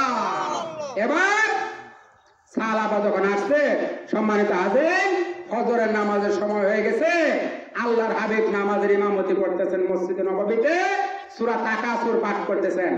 আল্লাহাকুমুত তাকাসুর হাত্তা যুরতুমুল মাকাবির। এই আয়াত যখন পড়ছে, সাহাবা মসজিদের বাইরে এমন জোরে চিৎকার দিছে, সাহাবীদের কর্ণ কুহরে গিয়া চিৎকার পৌঁছেছে। পৌঁছার পরে সাহাবীদের নামাজের মধ্যে বিঘ্ন বইটা গেছে গা। কে এত জোরে চিৎকার দিল? নামাজ শেষ করে রসুল মসজিদ থেকে বের হয়ে দেখে সাহাবা চলে আসছে। সালমান ফারসি রাদিয়াল্লাহু তাআলা বললেন, আল্লাহর হাবিব সাহাবার মুখের মধ্যে পানি দাও। সাহাবা সেন্সলেস হয়ে গেছে, মানে কি এ দুনিয়ায় নাই। হযরত সালমান ফারসি বললেন, হুজুর সাহাবার মুখে পানি দেওয়ার কোনো প্রয়োজন নাই, সাহাবা দুনিয়া থেকে বিদায় হয়ে গেছে। এবার আল্লাহর হাবিব বললেন, সাহাবীরা গো, ও আমার সাহাবীরা, সাহাবার জানাজার ব্যবস্থা করো। তাকে ধোয়া কাপড় চোপড় পরাইয়া তার জানাজার ব্যবস্থা করো। তাই করা হলো, জানাজার ব্যবস্থা করা হলো। আল্লাহর হাবিব জানাজা নামাজের ইমামতি করবেন, কিন্তু দেখা গেল আল্লাহর হাবিব পা মুবারক দুইটা জমিনের মধ্যে ফেলেন না, পায়ের সামনের উপর ভর করে করে আল্লাহর হাবিব জানাজার কাছে হাজির হইতেছেন। হযরত ওমর বলেন, ইয়া রাসূলুল্লাহ আপনি এমন করে হাঁটতেছেন কেন? আপনি এমন করে তো কোনো সময় হাঁটেন না। আল্লাহর হাবিবের ওমর রাদিয়াল্লাহু তাআলা এই প্রশ্নের জবাবে আল্লাহর হাবিব বললেন, ওমর সাহাবার জানাজা নামাজ পড়ার জন্য আল্লাহ পৃথিবীতে এত সংখ্যক ফেরেশতা পাঠাইছেন যে ফেরেশতার কারণে, ফেরেশতাদের পাঠার কারণে আমি আজকে পা দুইটা পর্যন্ত জমিনে ফেলতে পারতেছি না। সুবহানাল্লাহ, সুবহানাল্লাহ। আল্লাহর হাবিব সাহাবা জানাজা পড়াইলেন। সালাবাতুল আনসারী, ওই যে বাবা যেটা তাওবাতুন নাসুহা বলছিলাম, খালেদ দিলে তওবা করেছিলেন, এই জন্য আল্লাহ তাকে মাফ করে তার জানাজা পড়ার জন্য আল্লাহ লক্ষ লক্ষ লক্ষ লক্ষ ফেরেশতা পাঠাই দিছে। জুড়ে বলেন সুবহানাল্লাহ। খালেদ দিলে তওবা করলে বাবাজি আল্লাহ আমাদের তওবা মাফ করেন কিনা? পারেন না? আল্লাহ আগেও পারছে, এখনো পারেন, ভবিষ্যতেও কি পারবেন না? নাকি ইন্ডিয়ার পাশে আর রেস্টিত আছে আল্লাহ? আল্লাহ ইজ এভরিহোয়ার আমরা পড়ি, তাই না? আল্লাহ ইজ এভরিহোয়ার, আল্লাহ সর্বত্রই আছেন, ঠিক না? আইনামা তাকুনু ইউদরিকুমুল মাউতু ওয়ালাউ কুনতুম ফি বুরুজিম মুশাইয়াদা। এই যে কথাটা বললাম, আইনামা তুয়াল্লু ফাসাম্মা ওয়াজহুল্লাহ, তোমরা যেই দিকে চোখ ফিরাবা বান্দা ওইখানে আমি আল্লাহ হাজির। সুবহানাল্লাহ সুবহানাল্লাহ। ওয়া হুয়া মাআকুম আইনামা কুনতুম। আল্লাহ বলতেছেন বান্দা তুমি যেখানে আমি আল্লাহ সেখানে। জোরে কোন সুবহানাল্লাহ। তাহলে আমরা যে সকল ভালো কাজ করি আল্লাহ দেখেন কি দেখেন না? দেখেন। খারাপ কাজ করলে আল্লাহ দেখেন, দেখেন না? তাহলে আমরা ভালো কাজ করলে আল্লাহ দেখেন, খারাপ করলেও আল্লাহ দেখেন। সুতরাং বাবাজিরা এই দুনিয়াটা পাগলামি করার জায়গা না। এই দুনিয়াটা কি এখান থেকে নেক আমল করে যাওয়ার জায়গা। আর দুনিয়া মাজরাতুল আখিরা, দুনিয়াটা হইল পরকালের ক্ষেত। এখান থেকে ফসল কামাই করে নিলে পরকালে আপনার সুখ এবং শান্তির জীবন কে দিবেন? আল্লাহ সুবহানাহু ওয়া তাআলা। একটু জিকির করি বাবাজিরা, লা ইলাহা ইল্লাল্লাহ। আমাকে একটু পানি খাও বাবা। লা ইলাহা, সবাই পড়ি, মুখ বন্ধ করে রাখি না, সবাই পড়ি লা ইলাহা ইল্লাল্লাহ, লা ইলাহা ইল্লাল্লাহ, লা ইলাহা, লা ইলাহা। কোথায় আবু বকর, কোথায় ওমর, কোথায় উসমান, হে কোথায় আলী? তোমাদের বিহনে আজকে ছিলাম মদিনার পথে যাই গো চলি। লা ইলাহা ইল্লাল্লাহ, লা ইলাহা, লা ইলাহা, লা ইলাহা, লা ইলাহা ইল্লাল্লাহু মুহাম্মাদুর রাসূলুল্লাহ সাল্লাল্লাহু আলাইহি ওয়াসাল্লাম। সম্মানিত হাজিরিন, আপনাদের কি খারাপ লাগতেছে? বলেন খারাপ লাগতেছে? খারাপ লাগলে আমি শেষ করে দেই। হ্যাঁ বলবো, আরো কিছুক্ষণ বলবো। আচ্ছা আচ্ছা ইনশাআল্লাহ। কিন্তু তওবা করতে হবে কিভাবে? খালেস নিয়তে, একবারে আল্লাহর কাছে কমপ্লিট সারেন্ডার করতে হবে। যেভাবে আল্লাহ বলছিলেন ইব্রাহিম আলাইহিস সালামকে, কালা লাহু রাব্বুহু আসলিম, কালা আসলামতু লিরাব্বিল আলামিন। ইব্রাহিম সারেন্ডার করো, মানে কি? ইসলাম গ্রহণ করো। আল্লাহ বললেন, ইব্রাহিম আলাইহিস সালাম জবাব দিলেন, আসলামতু লিরাব্বিল আলামিন, লা ইলাহা ইল্লাল্লাহ। কমপ্লিট সারেন্ডার করে ফেলেন সঙ্গে সঙ্গে, এক সেকেন্ড সময় নাই, দেরি করেন নাই। এই জন্য আল্লাহ বললেন কি, ইন্নী জাইলুকা লিন্নাসি ইমামা, তোমাকে সমস্ত জাতির ইমাম বানিয়ে দিলাম। কাকে? হযরত ইব্রাহিম খলিলকে। কাকে? ইব্রাহিম আলাইহিস সালামকে সমস্ত জাতির ইমাম বানাই দিলেন কে? আল্লাহ সুবহানাহু ওয়া তাআলা। বাবাজিরা, সমস্ত জাতির ইমাম কারা? উনি আমাদের জাতির পিতাও, ঠিক না? মিল্লাতা আবিকুম ইব্রাহিম, মুসলমানদের জাতির পিতা ইব্রাহিম আলাইহিস সালাম। বাবাজিরা, জাতির পিতা বছরে বছরে পরিবর্তন হয় না, এটা আল্লাহ একবারে পিতা বানাই দিয়েছে। জোরে কোন আলহামদুলিল্লাহ। আল্লাহ একবারে পিতা বানাই দিছে। ওই যে আমি বলছিলাম ইব্রাহিম খলিল ছোট ছোট বাচ্চাদেরকে নিয়ে খোদার নামে তাসবিহ শেখার, কোরআনের তালিম দেয়। ওই যত ছোট্ট শিশু আপনার আমার ছোট্টকালে মারা যাবে, বালেগা হওয়ার আগে এই সমস্ত বাচ্চাদেরকে নিয়ে আল্লাহ ইব্রাহিমের খলিলের কিনারে হাজির করতে থাকবেন। সুবহানাল্লাহ, সুবহানাল্লাহ। সম্মানিত হাজিরিন, খালেদ দিলে তওবা করলে কি হয় দেখেন। 3 ডাকাত রওনা দিছে, 3 ডাকাত। ডাকাত ছিলেন তো, 3 ডাকাত রওনা দিছে। লেবাস ধরতে বাবাজি, সুন্নতে লেবাস। এই যে আমি যেটা পড়ছি, আমারটা সুন্নত আমি বলতেছি না, মানে সুন্নতে লেবাস পইরা, পাঞ্জাবি পায়জামা পইরা, মাথার মধ্যে পাগড়ি বান্ধা রওনা দিছে ডাকাতি করবার লেগা। এক বাড়ির মধ্যে যে উঠছে, বাবাজিরা খেয়াল করে শুনেন, এক বাড়ির মধ্যে উঠছে। বাড়ির মালিক ডাকাত 3টা দেখে গেছে তো সুন্নতে লেবাস ধরে, আল্লাহর ওলি হইয়া দেখে, হ্যাঁ হ্যাঁ, কি শুকর আদায় করি আল্লাহ, আমি নায়েবে রাসূল খুঁজে পাই না, আর আপনারা আসছেন, চলেন আপনাদের কাছে খাওয়াবো। জোরে আলহামদুলিল্লাহ। কি এর গুণে? এই যে পোশাক, এর গুণে লেবাস ধরছে, পোশাক লেবাস ধরছে। ডাকাত এমনি ডাকাতি করে কিন্তু লেবাস ধরছে ওই দিনকার নবীর সুন্নতে।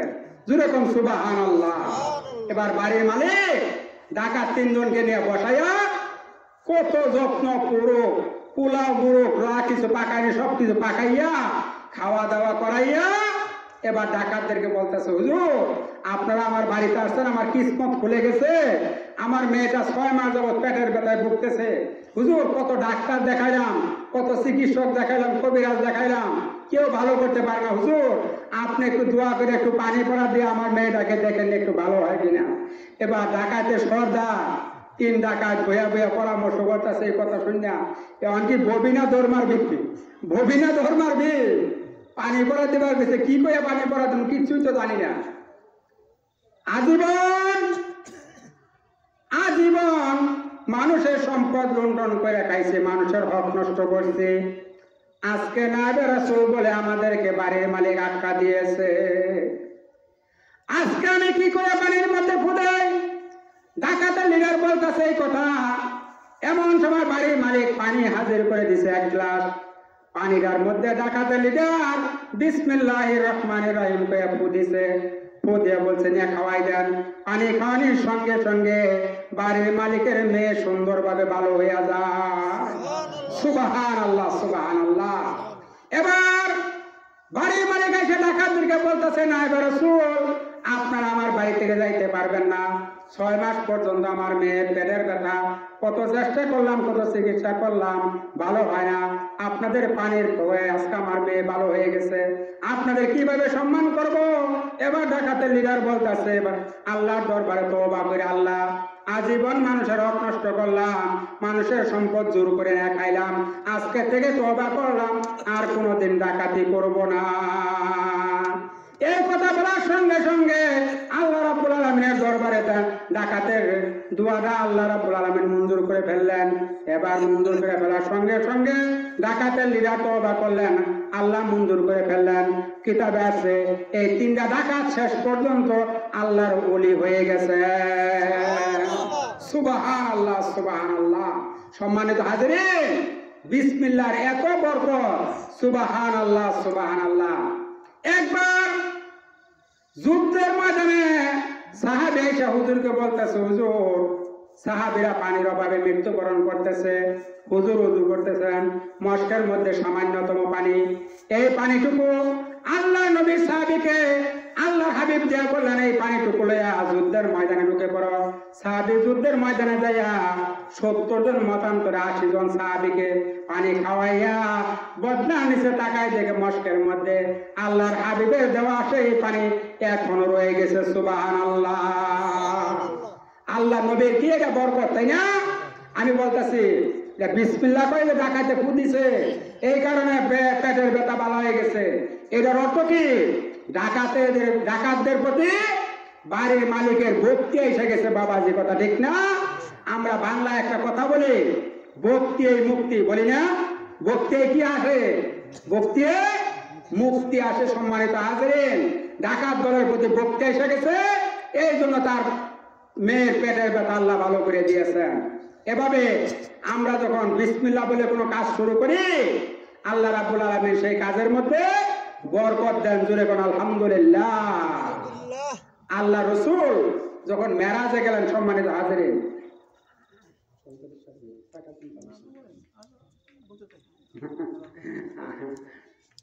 সম্মানিত হাজিরিন, আমি তো প্রতি রাত্রি প্রায় বয়ান করুন লাগে, গলায় গোলায় না আসলে। তারপরে আপনাদের কাছে আসছি, আমি আসলে ওয়াজ করার জন্য আসছি বলতেছি না, আপনাদের কাছে আসছি বাবা যে একটু দোয়া নেওয়ার জন্য, আপনাদের একটু দোয়া নেওয়া যাতে ভবিষ্যতে আপনাদের এই দিন ইসলামের, আমাদের এই দিন ইসলামের খেদমত করতে পারি বাবাজি। এই জন্য আপনাদের কাছে আসছে একটু দোয়া নেওয়ার জন্য। আপনারা আমার জন্য একটু দোয়া করবেন তো ইনশাল্লাহ? আমিও কার্পণ্য করবো না, আমিও আপনাদের জন্য দোয়া করবো ইনশাআল্লাহ। সুতরাং বলতেছিলাম বাবাজিরা, বিসমিল্লাহ বলে কোন কাজ যদি শুরু করেন, কোন নেক কাজ, আল্লাহ সেই কাজের মধ্যে বরকত দিয়ে দেন। নূহ আলাইহিস সালামের জমানার একটা কথা মনে পড়ে গেল, বাইদা বাই বলি আমি। নূহ আলাইহিস সালামের যুগে এক লোক ছিল, নাম ছিল উস ইবনে এনাক। তাফসিরে বয়ানুল কুরআনের মধ্যে আশরাফ আলী থানভী রহমাতুল্লাহ আলাইহি, আশরাফ আলী থানভী রহমাতুল্লাহ আলাইহি যার কথা একটু আগে বলছিলাম, উনি বর্ণনা করছেন লোকটার নাম ছিল উস ইবনে এনাক। আপনারা প্রশ্ন করেন না বাবাদের, আমি তাফসিরে ঘটনাটা শোনাইতেছি শুধু। এই উস ইবনে এনাক, তার দৈর্ঘ্য ছিল 3330 গজ লম্বা। 3330 গজ লম্বা। বলতে পারেন হুজুর এই লোক থাকতো কই? এইটা বাবাজি প্রশ্ন করেন না, কিতাবে যা পাইছি আমি তাই বলতেছি। আমি রেফারেন্সও দিলাম আপনাদেরকে, তাফসিরে বয়ানুল কুরআনের ঘটনা। আশরাফ আলী থানভী রহমাতুল্লাহ লেখছেন নূহ আলাইহিস সালামের যুগে, আপনারা জানেন আদম আলাইহিস সালামই তো লম্বা ছিল 60 গজ, তাই না? তার পরবর্তীতে অনেক লোক আসছে, কিতাবে আসছে অনেক লম্বা, অনেক হায়াত পাইছিল। এই উস ইবনে এনাক বয়স পাইছিল 3030 বছর। 3030 বছর বাঁচছে। আপনারা জানেন নূহ আলাইহিস সালামের যুগে বন্যা হয়েছিল, সারা দুনিয়া বাইরে গেছিল, তাই না? কিতাবে আসছে নূহের লোকেরা নূহকে এত আযাব দিত, এত শাস্তি দিত, নাকের মধ্যে রশি টানি লাগাইয়া একবার পাহাড়ের উপর ছেঁচড়ায় তুলতো, আবার নাকের মধ্যে রশি লাগাইয়া ছেঁচড়ায় নামাইতো। নাউযুবিল্লাহ। এইভাবে শাস্তি দিত পয়গাম্বরকে। আল্লাহর পয়গাম্বর কুরআন শরীফে আসছে বাবাজি, নূহ আলাইহিস সালাম বলতেছেন, রাব্বিনি দাউতু কাওমি লাইলান ওয়া নাহারা। খোদা দিন রাত 24 ঘন্টা দাওয়াত দিলাম, এরা শুনে না। সুতরাং রাব্বি লা তাযার আলাল আরদি মিনাল কাফিরিনা দাইয়ারা। সুতরাং খোদা তুমি এই বিদ্রোহী কাফেরদেরকে এই দুনিয়ার মধ্যে আর রাখো না, এদেরকে গজব দিয়ে মাইরা ফেলো। নবী দোয়া করতেছে উম্মতের বিরুদ্ধে। আল্লাহ কবুল করবেন কি করবেন না বলেন তো আপনারা? আল্লাহ কবুল করার কথা না? সঙ্গে সঙ্গে দোয়া মোনাজাত কবুল করে ফেলছেন, সারা দুনিয়া বন্যায় পাঠাই দিবে। এবার নূহ আলাইহিস সালাম বললেন, তার উপরে আপনারা জানেন 950 বছর দাওয়াত দিয়েছিলেন নূহ আলাইহিস সালাম, মাত্র 40 জন, মতান্তরে 42 জন লোক মাত্র মুসলমান হয়েছে।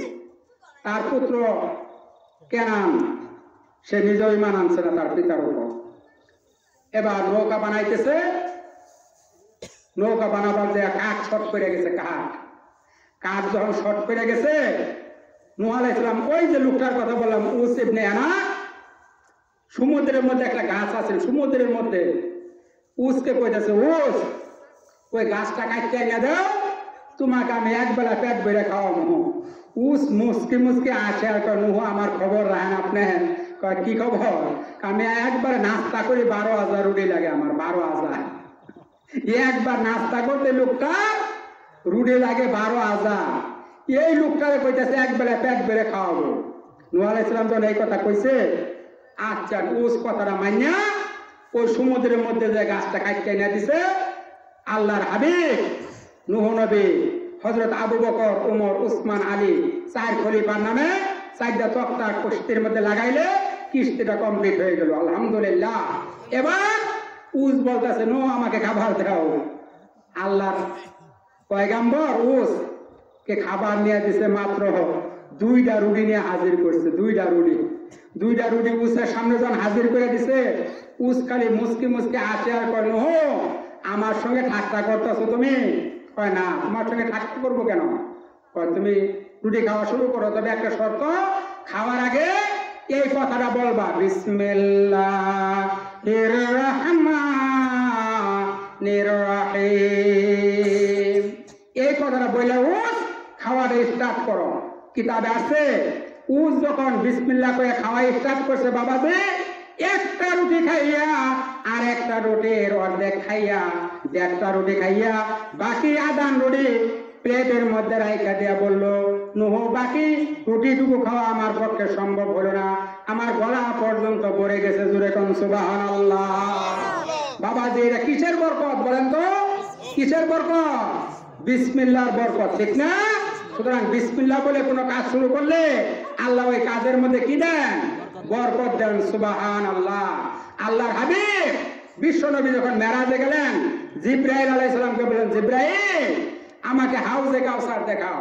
হাউজে কাউসার বাবাজি কিতাবে আসছে, এই হাউজে কাউসার যখন নবী দেখবার চাইছে, আল্লাহর হাবিবকে লয়ে গেছে জিব্রাইল আলাইহিস সালাম হাউজে কাউসারের কিনারে গিয়ে দেখেন বিশাল বড় একটা বিল্ডিং, বিরাট বড় একটা তালা লাগানো, এটার নাম হইল হাউজে কাউসার।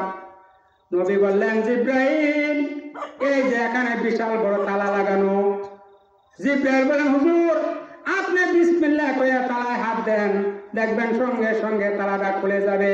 এই কথা বলার সঙ্গে সঙ্গে নবী বলেন, আমি বিসমিল্লাহ করে তালায় হাত দিলে তালাটা সঙ্গে সঙ্গে খুলিয়া যায়। জোরে কোন সুবহানাল্লাহ। অতঃপর ভিতরে গিয়ে দেখি 4 প্রকারের সর্বতন্য 4 দিক থেকে আসিয়া একদিক দিয়ে একত্রিত হইয়া ছুটছে, এটাকে বলা হয় হাউজে কাউসার।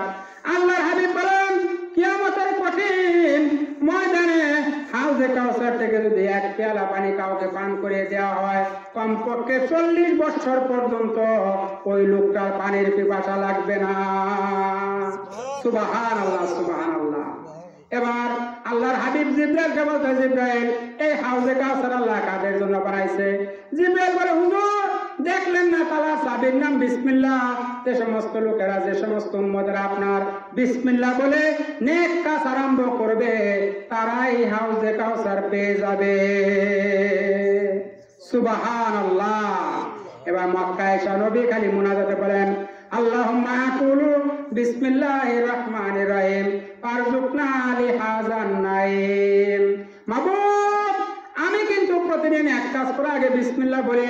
মাবুদ আমি কিন্তু প্রতিদিন এক কাজ করার আগে বিসমিল্লাহ বলি, তুমি আমাকে ওই হাউজে কাউসার থেকে আমাকে তুমি বঞ্চিত কইরো না। জিব্রাইলকে ডেকে বলে, আল্লাহ জিব্রাইল আমার বন্ধুকে হাউজে কাউসার দেখাইছো, হাউজে কাউসারের লোভ আমার বন্ধু সামলাইতে পারে না।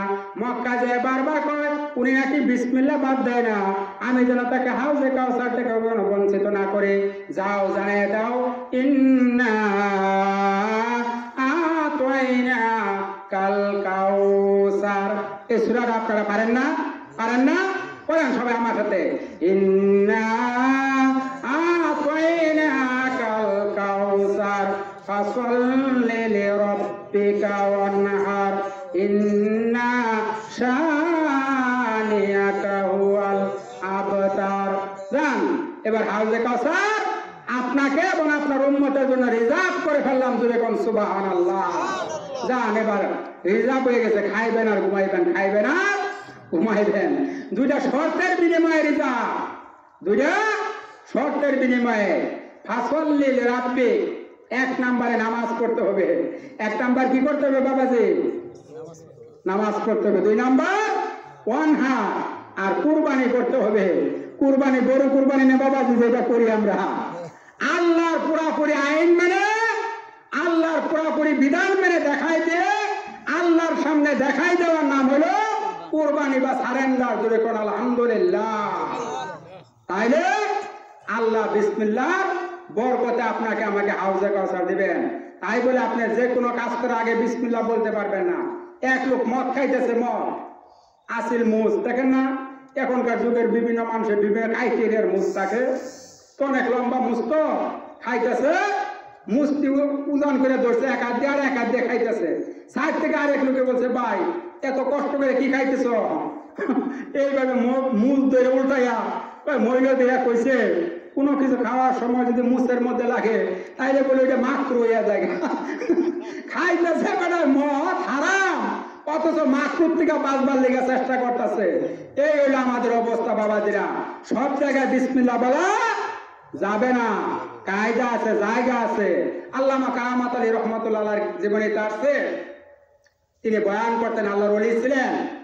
তো বয়ান করতেছে অনেক বড় আল্লামা, যদি কোনো থেকে ফু দিত, ফুয়ের বরকতে আল্লাহর রহমতে ওই কাজটাই হাসিল হয়ে যেত।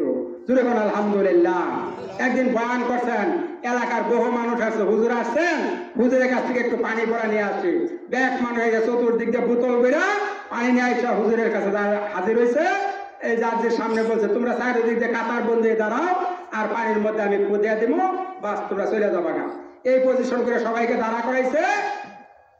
হুজুর 1.5-2 ঘন্টা ওয়াজ করছেন। এখন সবার বোতলের মধ্যে যদি ফু দিবা যায়, সময়ের দরকার আছে বাবাজি, ঠিক না?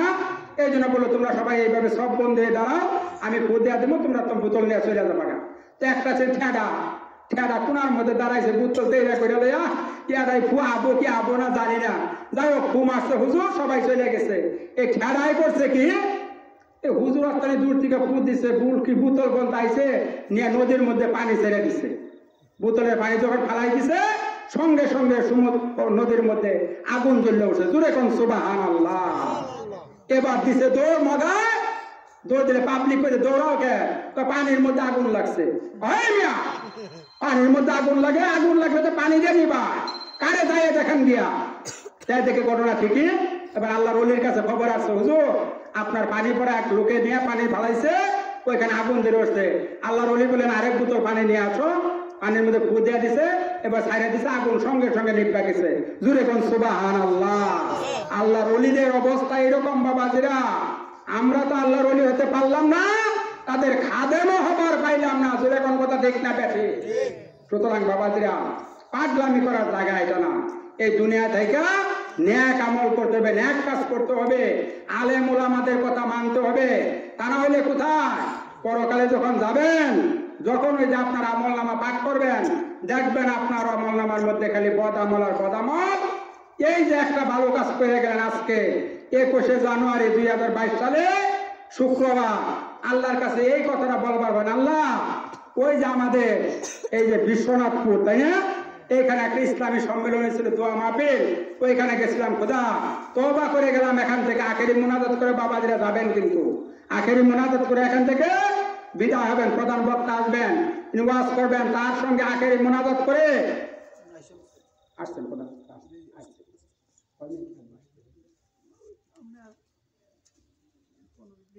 আচ্ছা আচ্ছা, ঠিক আছে, ঠিক আছে, আচ্ছা। সম্মানিত হাজিরিন, এই জন্য আমি আপনাদেরকে নসিহত করি, খালেস দিলে আল্লাহর কাছে তওবা করলে আল্লাহ অবশ্যই সেই তওবা কবুল করবেন। আল্লাহ কোরআনে যে কথাটা বলছেন, আল্লাহর কথাকে মিস বাবাজিরা, আল্লাহর কথাকে মিস, আল্লাহর কথা মিস যদি আপনি মনে করেন, আপনার ঈমান থাকবে না, কাফের হয়ে যাবেন সঙ্গে সঙ্গে। আল্লাহর কথা যদি 1 ইঞ্চি পরিমাণ সন্দেহ নেন, সঙ্গে সঙ্গে আপনার ঈমান চলে যাবে। সুতরাং আল্লাহর কথার প্রতি কোনো ধরনের সন্দেহ করা যাবে না, নিঃসন্দেহে বুঝতে হবে, নিঃসন্দেহে মানতে হবে। এটাই হলো মুসলমানের দায়িত্ব, কর্তব্য। সম্মানিত হাজিরিন, আল্লাহ যে বলছেন, ইয়া আইয়ুহাল্লাযীনা আমানু তুবু ইলাল্লাহি তাওবাতান নাসুহা। খালেস দিলে তওবা করলে আল্লাহ অবশ্যই ওই তওবা কবুল করবেন।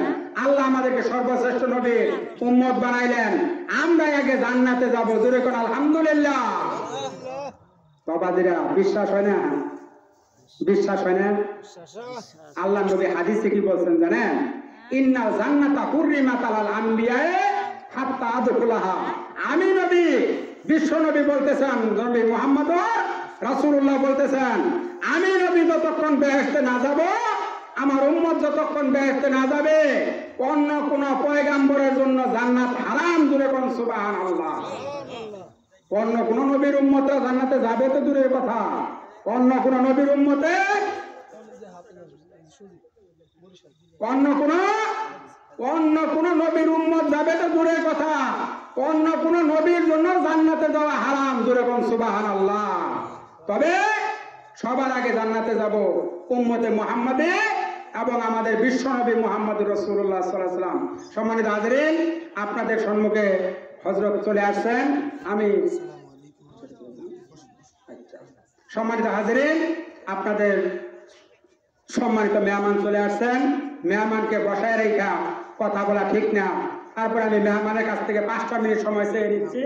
আমি উম্মতে মুহাম্মদী যে জান্নাতে যাবে সবার আগে, এবং উম্মতে মুহাম্মদী সবার আগে জান্নাতে যাবে আমাদের নবী এবং তার উম্মতেরা, এরপরে যাবে অন্যান্য নবী এবং তার উম্মতেরা। কিন্তু একজন নবীর ক্ষেত্রে আল্লাহ ব্যতিক্রম করছেন, হযরত ইদ্রিস আলাইহিস সালাম। কিতাবে আসছে বাবাজিরা, ইদ্রিস নবী সারা বছর রোজা রাখতেন, সারা বছর। যেরকম সুবহানাল্লাহ। ইদ্রিস নবী, আল্লাহর হাবিব যখন মেরাজে যান তখন 4র্থ আসমানে ইদ্রিস নবীর সঙ্গে দেখা হয়েছিল। ইদ্রিস নবী সারা বছর রোজা রাখতেন। ইফতারের সময় হইলে জিব্রাইল আলাইহিস সালাম আকাশ থেকে ইফতার গুলো না ইদ্রিস নবীর বাড়ির সামনে হাজির করে দিতেন। যেরকম সুবহানাল্লাহ। চিন্তা করছেন কারবারটা? ইদ্রিস নবী সঙ্গে সাক্ষাৎ করার জন্য আজরাইল একদিন কইতেছে, আল্লাহ তোমার ইদ্রিস নবী সারা বছর রোজা রাখে, তুমি অনুমতি দিলে আমি একটু ইদ্রিস নবীর সঙ্গে দেখা করতাম। জোরে কোন সুবহানাল্লাহ। আজরাইল অনুমতি চাইতেছে আল্লাহর কাছে নবীর সঙ্গে দেখা করার জন্য। কথাটা সাধারণ কথা নাকি মনে করেন এটাকে মামুলি কথা? এবার আইসা আজরাইল। আজরাইল আইসা ইদ্রিস নবীর ঘরের দরজার মধ্যে টুক্কা দিছে। টুক্কা দিলে ভিতর থেকে আওয়াজ দিছে, ইদ্রিস নবী কে? আমি আজরাইল। আজরাইল, আমার সময় শেষ? না হুজুর। কেন আসছেন? আপনার সঙ্গে দেখা করতে আসছি। আপনি সারা বছর রোজা রাখেন, এই জন্য আপনার সঙ্গে দেখা করতে আসছি। নবী বলতেছেন কি, আমার সঙ্গে দেখা করবার সব 3টা শর্ত আছে। 1 নাম্বার শর্ত হইল আমাকে আগে মারতে হবে, আমাকে আগে মারতে হবে। 2 নাম্বার আমাকে একটু জাহান্নামে নিতে হবে। 3 নাম্বার আমাকে একটু আল্লাহর জান্নাতটা দেখাই, তো কত সুন্দর জান্নাত। এবার আজরাইল বলতেছেন, ইদ্রিস নবী হায়াত যদি কারো থেকে তাকে রূহ কবজ করার ক্ষমতা আমার নাই। হায়াত যেদিন শেষ হবে রে ইদ্রিস নবী, কোন মানুষকে আমি 1 সেকেন্ডের সময়ও দেই না। জোরে কোন সুবহানাল্লাহ। ইযা জা আজালুহুম লা ইস্তাখিরুনা সাআতাও ওয়া লা ইস্তাকদিমুন। যখন সময় হবে 1 মিনিট আগেও রূহ কবজ করা হবে না, 1 সেকেন্ড পরেও না, সঙ্গে সঙ্গে টাইম, টু দা টাইম আপনার রূহটা কবজ করা হবে। এবার ইদ্রিস নবীকে বলতেছে, আজরাইল আপনার সময় যেহেতু শেষ হয় নাই, আল্লাহর হুকুমে ইদ্রিস নবীকে আজরাইল আলাইহিস সালাম রূহটা কবজ করলেন, আবার সঙ্গে সঙ্গে সেট করলেন। ইদ্রিস নবী জিন্দা হয়ে গেলেন। এবার বললো, দ্বিতীয় শর্ত আমাকে একটু জাহান্নামে নিবা। নিয়ে গেছে জাহান্নামে, জাহান্নামে নিয়ে সঙ্গে সঙ্গে আবার তুইলা নিয়ে আসছে। এবার 3 নাম্বার শর্ত আমাকে একটু আল্লাহর জান্নাতটা দেখাইবা। নিয়ে গেছে জান্নাতে। জান্নাতের গেটে আজরাইল দাঁড়াইয়া ইদ্রিস নবীকে জান্নাতের ভিতরে ঢুকাইয়া বলতেছে, ইদ্রিস নবী আমি কিন্তু দাঁড়াইলাম, তাড়াতাড়ি জান্নাত থেকে চলে আসছেন কেমন? এবার আজরাইল দাঁড়াই রয়েছে জান্নাতের গেটও। চিন্তা করেন, ইদ্রিস নবী বড় বড় চোখ করে আল্লাহর জান্নাত দেখতেছে, ইদ্রিস নবীর কোনো খবর নাই। অনেকক্ষণ পরে আজরাইল ডাক দিয়েছে, ইদ্রিস নবী জলদি আসেন। ইদ্রিস নবীর কোনো খবর নাই। অনেকক্ষণ পরে চলে আসছে। আয়েশা বলতে, আজরাইল তুমি এভাবে চিল্লাইতেছো কেন? চিল্লাইতেছো কেন? আমাকে ডাকো কেন? যাবেন না হুজুর? যাবো মানে? আজরাইল, আল্লাহ রাব্বুল আলামিন বলেছেন প্রত্যেকটা মানুষকে একবার মরতে হবে। কুল্লু নাফসিন যায়কাতুল মাউত। প্রত্যেকটা মানুষকে একবার মরতে হবে। আমাকে তো তুমি একবার মারছো, আবার মারবা চাও নাকি? চিন্তা করছেন পয়গম্বরের কথা? আমার একবার মারো নাই তুমি? তারপর আল্লাহ বলছেন কোন মানুষ যদি কোন পাপ করে তার জন্য তাকে জাহান্নামে যেতে হবে। নবী হিসাবে আমি কোনো পাপ করি নাই, তারপরেও যদি আমার দ্বারা কোনো পাপ সংগঠিত হয়ে থাকে জাহান্নামের ভিতরে তো নিশ্চয়ই শাস্তি তো হয়েই গেছে। চিন্তা করছেন 2 নাম্বার প্রশ্নের উত্তর দিচ্ছে কেমনে? 3 নাম্বার আল্লাহ বলছেন কোন মানুষকে যদি একবার জান্নাতের মধ্যে আল্লাহ প্রবেশ করান, খালিদিনা ফিহা, চিরকাল সেই জান্নাতের মধ্যে অবস্থান করবে। গাড়ে ধরে আল্লাহ রাব্বুল আলামিন জান্নাত থেকে বের করে দিবেন। আরে আজরাইল তুমি আমাকে বাইর করবা চাও কেন? এবার আল্লাহরে আজরাইল বলে, আজরাইল আল্লাহ আমি কি করবো এখন? তোমার পয়গম্বর যে উত্তর দিতেছে। আল্লাহ রাব্বুল আলামিন বলেন, যাও আজরাইল যাও, চলে যাও। ইদ্রিস নবীর ভাগ্যে এটাই লিখেছে। জোরে কোন সুবহানাল্লাহ। ইদ্রিস নবী এখনো বেহেশতের মধ্যে আছেন। এটা এক্সেপশনাল ব্যাপার বাবাজি, কিতাবের মধ্যে আছে। এটা একটা এক্সেপশনাল ব্যাপার, এটা অবারিনল, সবার জন্য না। সবার আগে জান্নাতে যাব, নবী মোহাম্মদ রাসূলুল্লাহ এবং তার উম্মত, তারপর অন্যান্য নবী এবং তার উম্মতেরা। বাবাজিরা, আমি আলোচনা এখানেই শেষ করলাম। হযরত চলে আসছেন, হযরতকে বসায় রেখে কথা বলা বেয়াদবি, এটা ঠিক না। আসলে মজলিসের খেলা। সুতরাং বাবাজিরা, আমি যাই কিছু কথা বললাম, আপনাদের এলাকা আমি এই প্রথম আসছি, আপনাদের কাছে একটু দোয়া নেওয়ার সুযোগ করে দিচ্ছেন আল্লাহ। আসছি বাবাজিরা, আপনারা আমার জন্য একটু দোয়া করবেন আল্লাহর দরবারে। আমি মা বোনদের কাছেও দোয়া চাই, আমার মায়ের, আমার বোনেরা যারা আমার মাইকের আলোচনা শুনলেন, আপনাদের কাছেও আমি দোয়া চাই। আমি আপনাদের জন্য দোয়া করি, পরকালে আল্লাহ যেন আমাদেরকে সবাইকে একই জান্নাতুল ফেরদাউসে জায়গা করে দেন। সবাই বলি আমিন। নারায়ে তাকবীর, নারায়ে তাকবীর। দিন ইসলাম, দিন ইসলাম, দিন ইসলাম, দিন ইসলাম। আলহামদুলিল্লাহ। আল্লাহু রাব্বুনা ওয়াল ইসলামু দীনুনা ওয়াল কুরআনু কিতাবুনা ওয়াল কাবরু বাইতুনা। লা ইলাহা ইল্লাল্লাহ লা নাকাবু ইল্লাল্লাহ, লা ইলাহা ইল্লাল্লাহ মুহাম্মাদুর রাসূলুল্লাহ। আসসালামু আলাইকুম ওয়া রাহমাতুল্লাহ ওয়া বারাকাতুহু ওয়া মাগফিরাতুহু।